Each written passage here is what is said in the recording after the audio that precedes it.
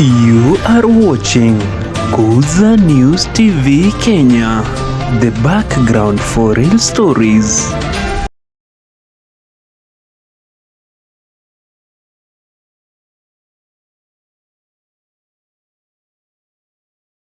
You are watching Kuza News TV Kenya, the background for real stories. Welcome to Kuza News TV, the background for real story. Today we are very privileged to have our guest, Tony Prayer, a student from our university. My name is Oyunge Boniface. I will take you through this session of political reality and governance in our country. Welcome our guest. Thank you, Bwana Boniface. I'm Tony Blair, as he has said. I'm a student at Toronto, and thank you for this opportunity. Welcome, sir, once again. We are so happy to have you today in our studio. Tony Prayer, I've known you from when I was in university first year. I've known you someone who can write books and a magazine. You know you've been monitoring most people out there. Okay, in 1 minute, can you tell us how you started the journey of writing and what do you write about? Yeah, so now I do a lot of things as far as I feel that it is something that is right and can impact the society. Now, matters writing is something that had vision for back in high school based on my leadership experience, and that is how I was motivated to do some writing, because I believe that writing, even out of their existence, someone will still read your work and get impact. Now, I normally concentrate on writing on, the first book I've done is on leadership, and the title is Secrecy Behind Leadership. It's on general leadership based on an ideal on institution and organization leadership. And again, I indulge in writing of articles, that is, I do opinion and some stories on environmental justice and environmental advocacy.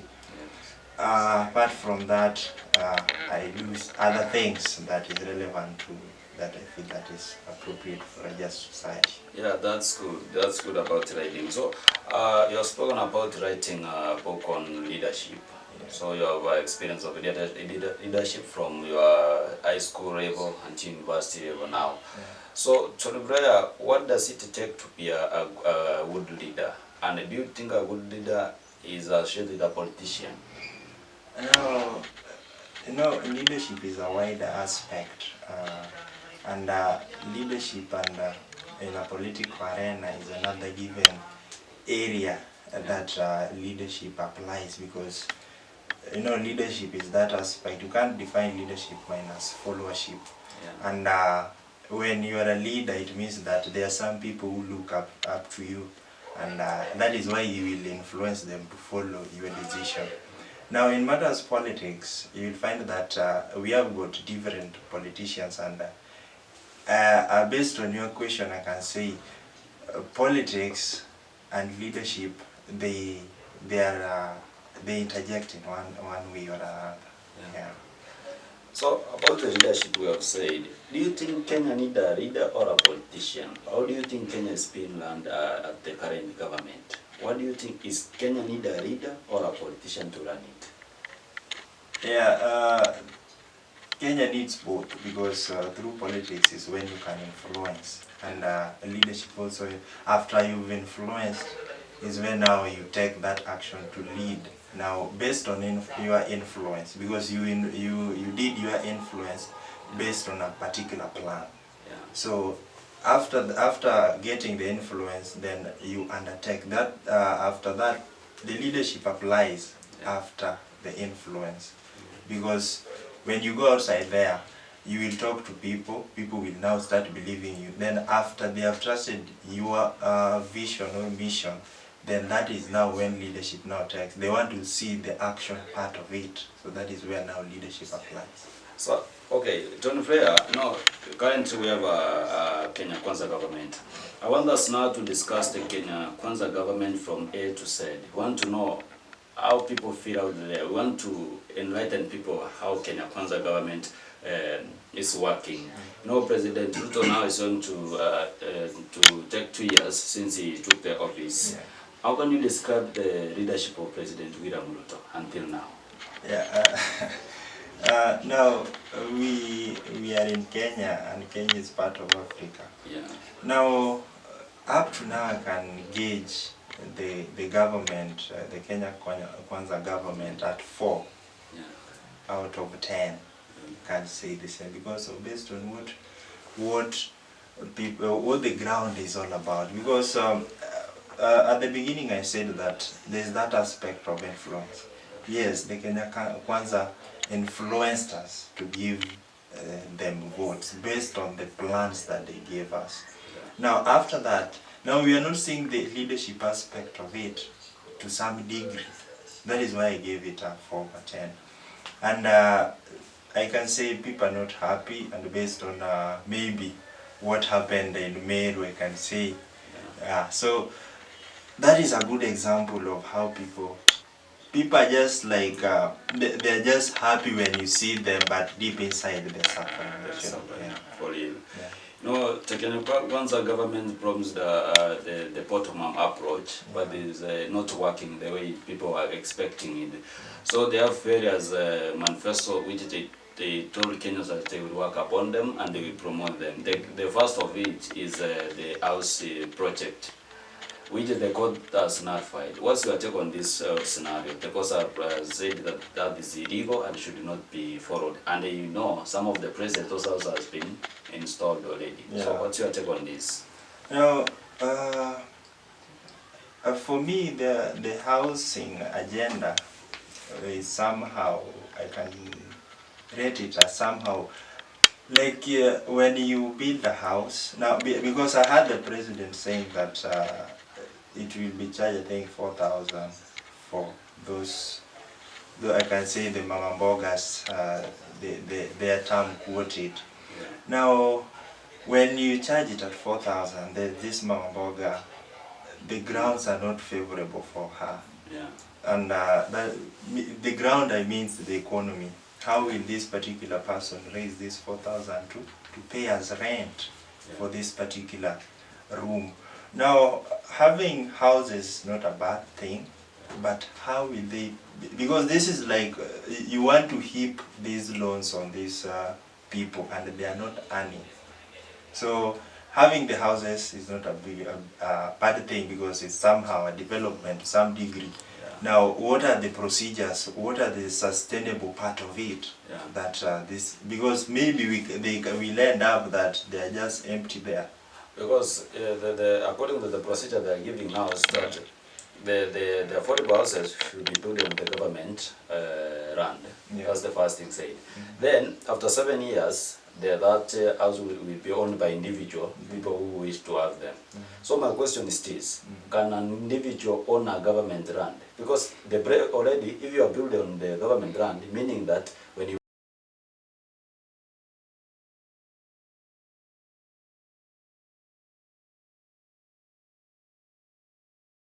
So I don't know what they intend to bring in this ideology, because when you try to own, is it an individual that is coming to buy the whole plot, or this mama mboga is the one you expect to buy the plot?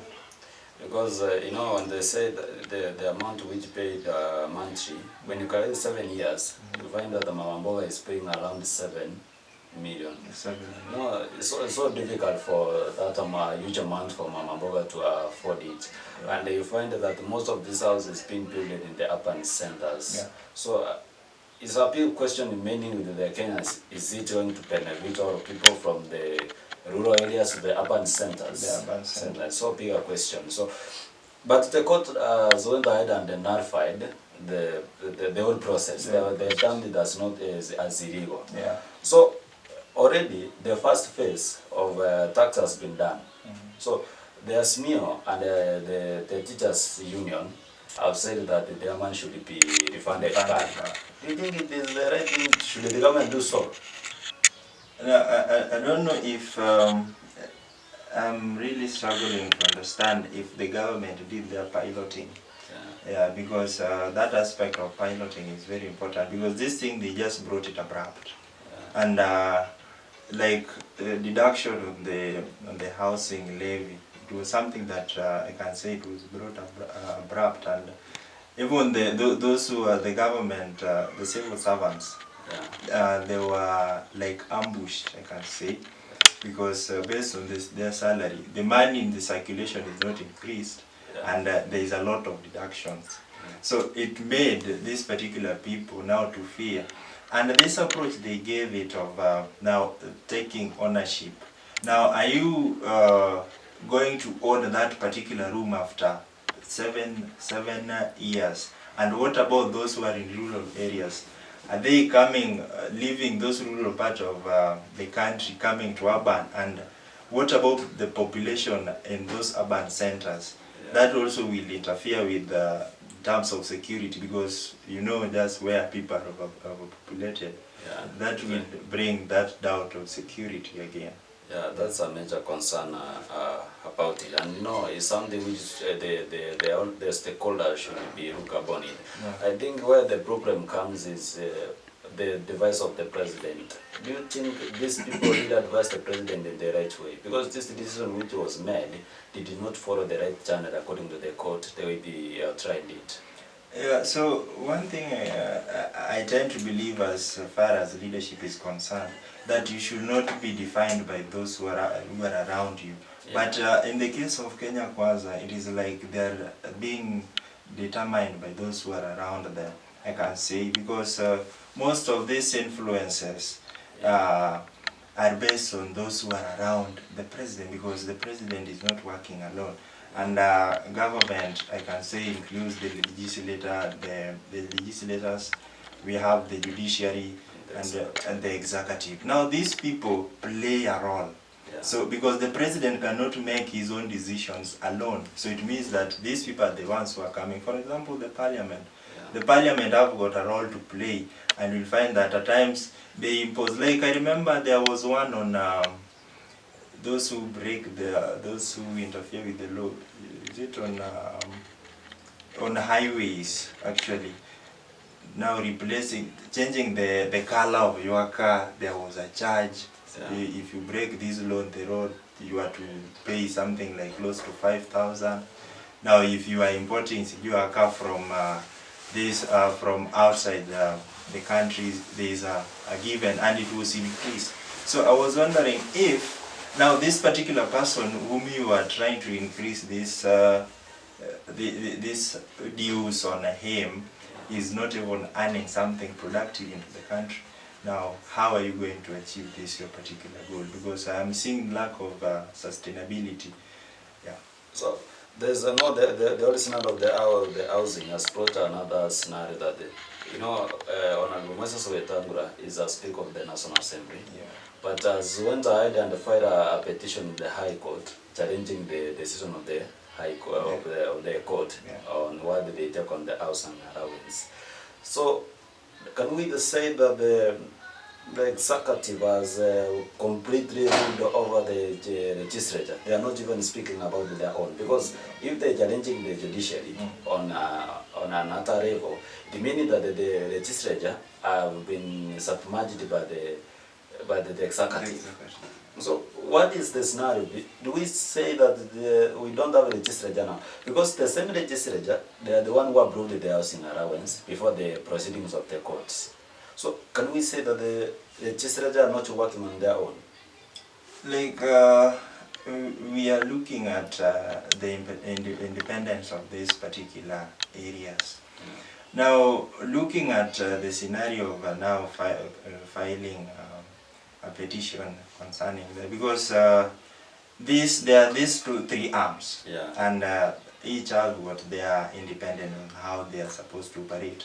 And dated back when we had the BBI thing. BBI. Now that was the aspect where I saw the independence of judiciary was upheld, because what the court or the High Court ruled on is what the Supreme Court stood by, and it was like something that showed independence in that particular area.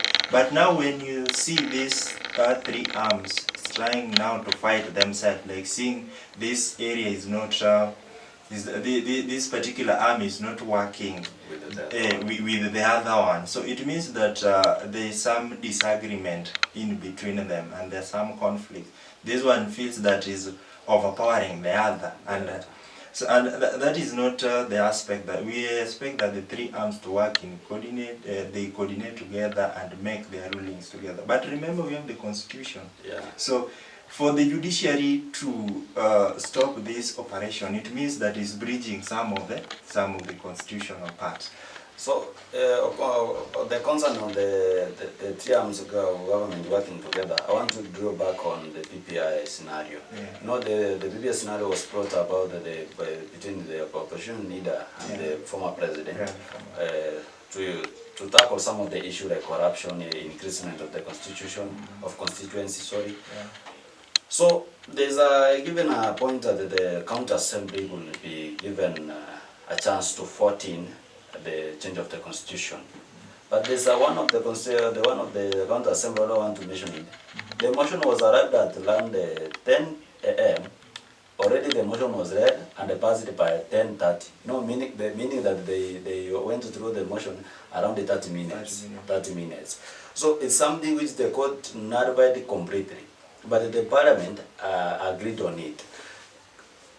Can we say that the occurrence of the executive is ruling the legislature? They are not standing. The legislature are not standing under their own, because if the judiciary from the High Court to the Court of Appeal to the Supreme Court say that this thing is wrong, because you cannot tell us that something good from the parliament can be nullified by the court completely. Can we tell me that the legislature are not working on their own? They are being controlled. We can say that these are remote control. Yeah, now looking at that aspect, because right now I can say no, there are those who are the majority in the parliament. Yeah, so there is a key role that maybe can influence. So maybe with them, I can say they are operating based on influence and numbers. Yeah. So maybe they do things based on influence. That is one. Number two, we can say that the legislators, as far as they are influenced, then they debate based on their interest. Yeah. And not as far as they are looking at the constitution, but they are not looking at it deeply based on how judiciary are looking at it. Yeah, if you remember, the former president told all of them says that if they bust a bill, they give them 2 million. 2 million, yeah. No, sometimes you sit down, was it the right way to do so? You know, that is like giving someone some money to do something. Can we tell it like it was a corruption deal? Because according to the constitution, they have a mandate to pass it or to withdraw it. But they were given some token to do so. Yeah, so that is why I was bringing that aspect of influence. Yeah. So maybe the president, the former president, wanted that aspect of now to influence, and based on the time frame that was given. So they saw it that that could help them influence this particular deal of theirs and pass it.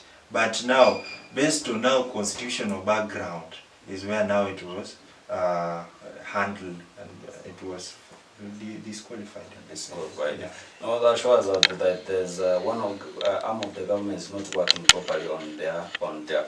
Yeah. So, them on the government, we have what you call NHIF, which was abolished by the current government. They have brought about another initiative on implementing the NHIF. So they are saying that every person will pay at the 300 level, everyone. And some question arises that there are some of the people who does not have money or who are not employed. How can they want to access the NHIF? We say everyone should pay. Then the government, what I say, they are going to give loans to those people who does not have a job. Yeah. So my question is this. Do you think, okay, if someone has given, even person A has been given 20,000 to pay the NHIF, how are you going to refund the money back? Because you must refund the loan. So how are you going to do that?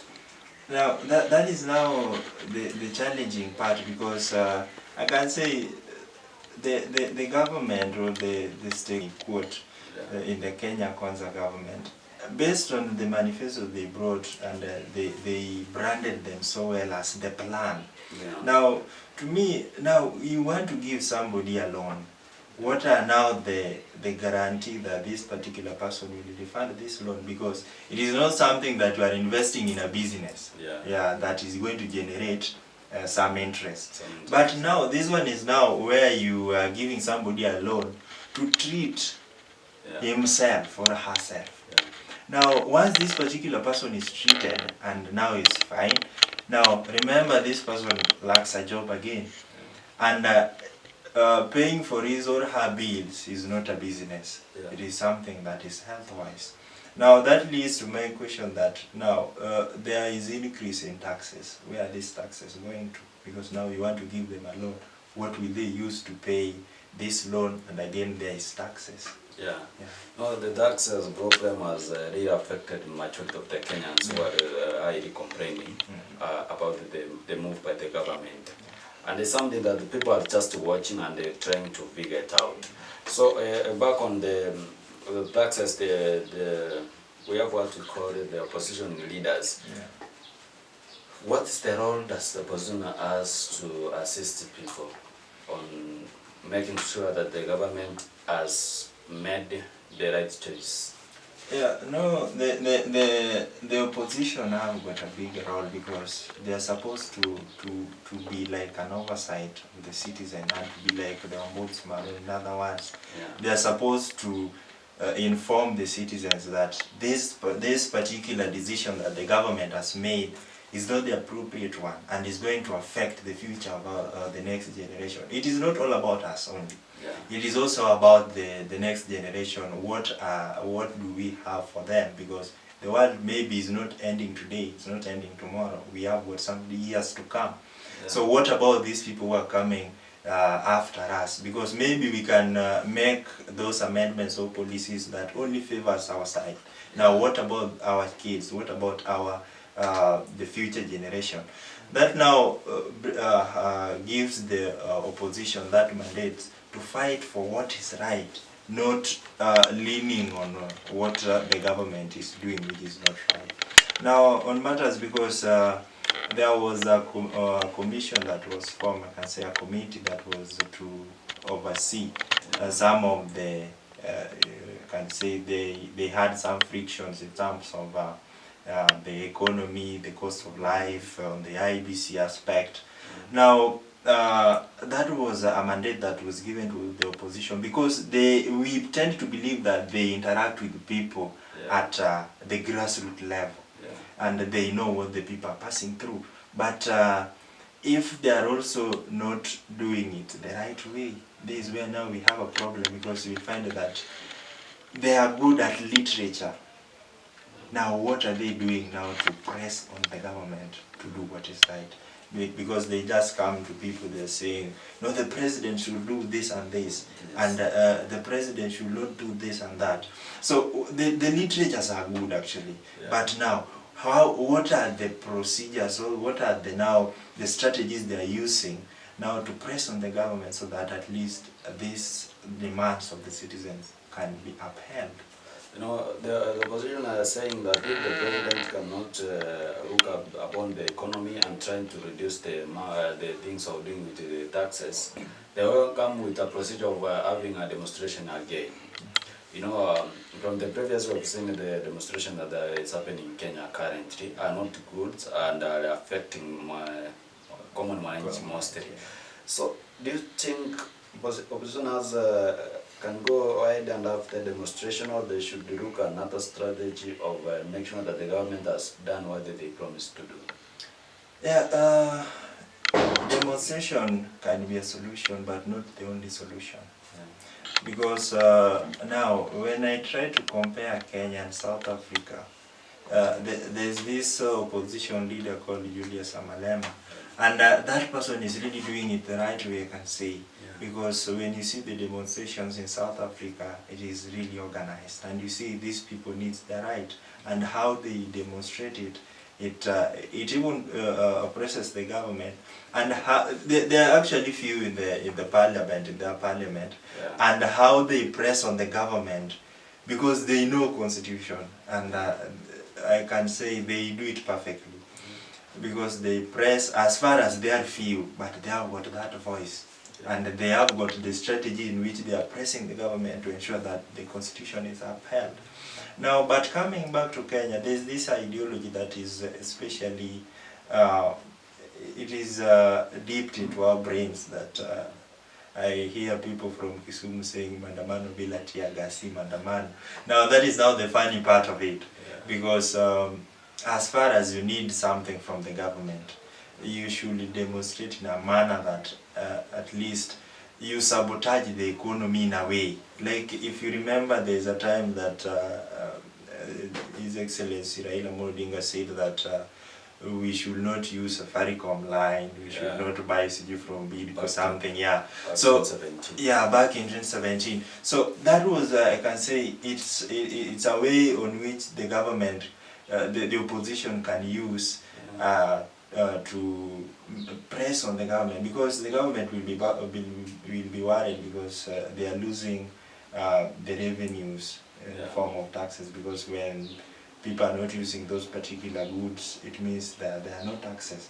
So because the formal of demonstration in Kenya is one thing, because whatever we have sweated for is being interfered and destroyed. So we can change the tactics and maybe bring in what was used in by then 2017, so that at least whatever we have can be preserved, and bring it in a way that we can suppress the government so that they can uphold what is supposed to be done. Yeah, that's good if it can use that approach. You know, in due to the demonstration which happened last time, the opposition and the government came together and formed a bipartisan committee which could look at various aspects. So as you know, we understand that the opposition should be an oversight of a government on what they are doing.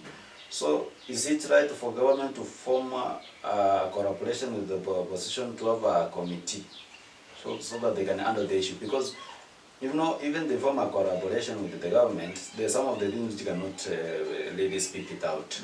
You know, remember the last the regime, the last term of the last tenure of President Ruto, the former president. You know, the opposition was not there. The opposition was in the government, and that's the thing. From most of people are trying to see that coming, that like the government want to break down opposition.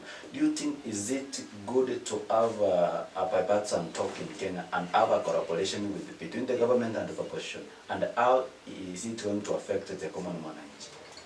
Now, number one, the common mwananchi is going to be affected because you know, when you collaborate, there are some secrets that you will not release to some. You cannot talk about it as far as maybe they are bad. And as far as people are dying because of it, you will not release them out, because it's like assigning an MOU. So when you sign something, it means that you will not release those particular secrets out of it. Now the common mwananchi will now suffer because of forming that particular, and it is evident because some of the like the opposition is now forced now to keep quiet. Because it is an agreement between the two.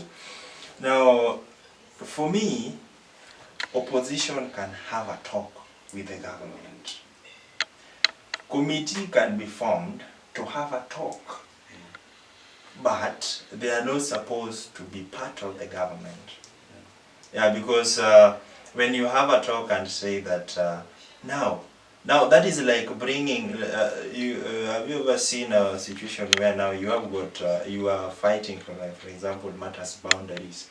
Now the other party, the other side sends their representative to come to this particular area, then says, now we've been fighting for this thing, our people are dying, what can we do? Now we bring our ideologies together, what do you think we can do so that we can uphold what is required? Now, coming together and talking and finding the solution is something that can be done. But now forming part of the government is now what is now. I can say that is an overrule, because when you form now, you become part of it. Is now a problem. Like the handshake aspect of it, it was brought in this, I can say, a foreshadow to the Mwananchi of now they bring peace. Yeah. So talking together and having handshake is now the aspect of peace. But now after that, what next? Are you still able to now to tell the government that you are still on the wrong side based on our agreement? Even we remember the economy went down the back time, that's 2022. But the president did not come out clearly and talk about it. So it's something which is being questionable. If the government try to collaborate with the opposition at now, the same thing is going to happen. The same thing is going to happen. It's really something which should look upon it. The bipartisan talk brought the division about the ASMIO coalition. There's a division that the report which provided by the bipartisan talk, some of ASMIO member opposed it and some accept it. It brings about, breakdown of the ASMIO coalition. Do you think that is the strategy the government uses to break down the ASMIO coalition, not to be strong, and even they cannot oversight them? Because if the ASMIO is break down, it will weakening them to even to question the government what they are doing. Yeah, maybe that forms the part of because I remember when that was in 2002. I can say I can if I'm not wrong, when now Raila Odinga came into Moi's government, now trying to overdo the government. That is getting into the government. Then now we'll try to manipulate everything. That is also maybe can be a strategy, I can say. For now, follow us via our social media platforms at Kuza News TV Kenya. Kuza News, the background for real stories.